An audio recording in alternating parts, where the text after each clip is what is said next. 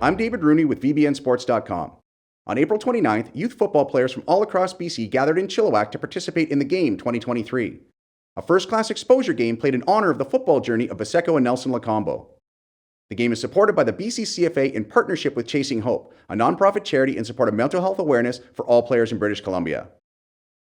The Lokombo brothers started in grassroots football, and their hard work carried them to their current CFL roles. Here's our Dale Corey with BC Lion Bo Lokombo speaking with us now. Okay, with Bo Lokombo here, we've got Nelson in to chat for a little bit as he prepares for training camp. How are you doing these days? Doing good, man. Doing good. Just getting ready for the season. Getting ready for the season. It's really close, so yeah, getting ready for that. Yeah. He talked about heading out in a couple weeks to report. What's your status as well? Pretty much same thing? Yeah, same thing. So we have our annual training camp in Kamloops.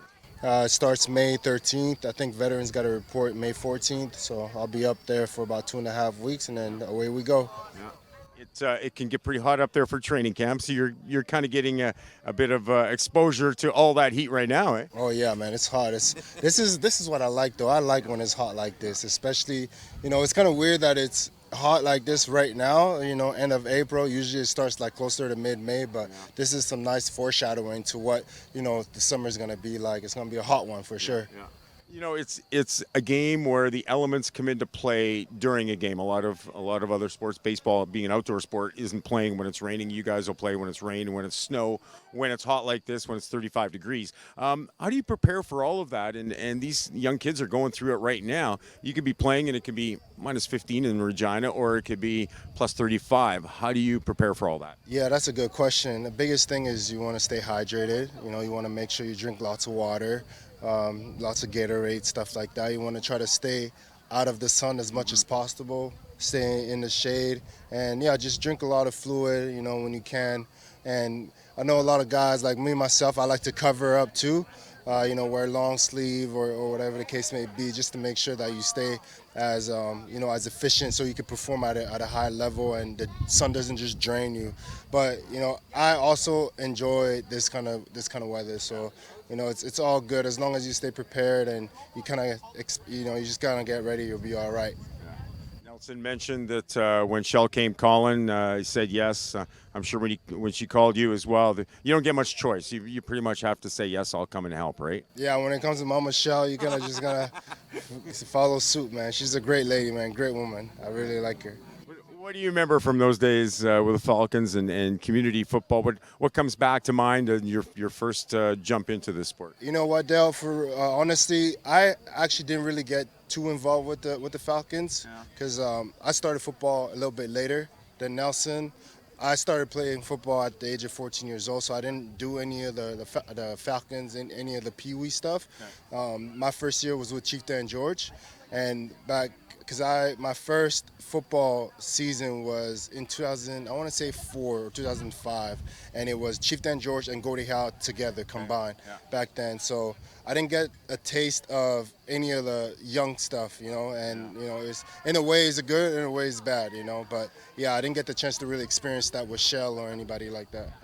Being from Abbotsford, though, talk about maybe the involvement from a standpoint of getting these young guys involved and the benefits to playing that game, how it can lead to good things such as a professional career, but what it does to make you a great young man or woman as well. Yeah, I mean it's great for young, for young guys. I think football in general, you get exposed to a lot of things, a lot of good things like teamwork, learning how to play with other individuals. You get exposed to new friendships, you build new relationships.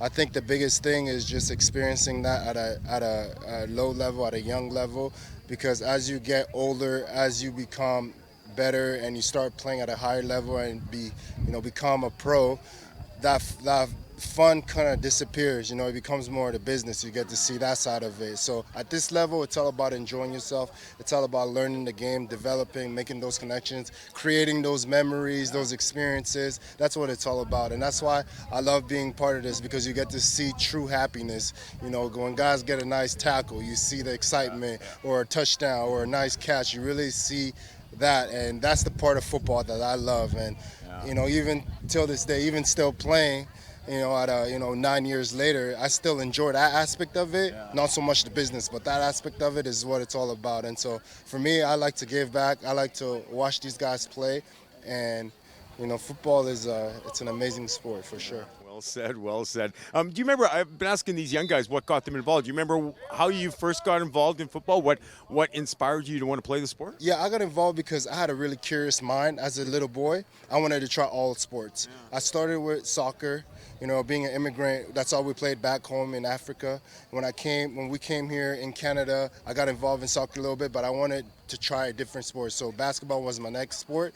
I was in love with basketball, but then my older brother started playing football his senior year, and he didn't really like it much, but he stayed true to it.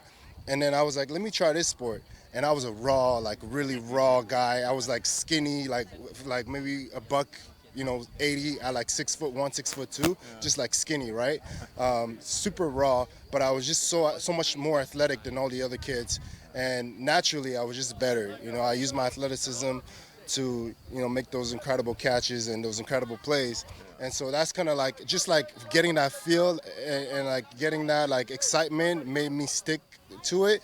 And I put in more work, more practice and stuff, and then here we are. Many years later, here I am playing at a pro level. Yeah. Okay, our work is done, or your work is done. You can enjoy the rest of the afternoon, the next couple of weeks. Good luck when training camp hits. Thank you so much, Dale. Thank you. Okay, again, Bo Lokombo getting ready for training camp with the BC Lions in Kamloops. What a great interview. We would like to thank every player and parent for participating in this year's game. The BCCFA also wants to thank the Pathfinder Youth Center Society, who alongside with Chasing Hope helped to provide the necessary support for our mental health suicide awareness program. If you would like more information on either of these programs, please follow the links below. We look forward to everyone joining us next year for the Game 2024, featuring three-time Grey Cup champion, CFL, NFL player, and TSN analyst Davis Sanchez.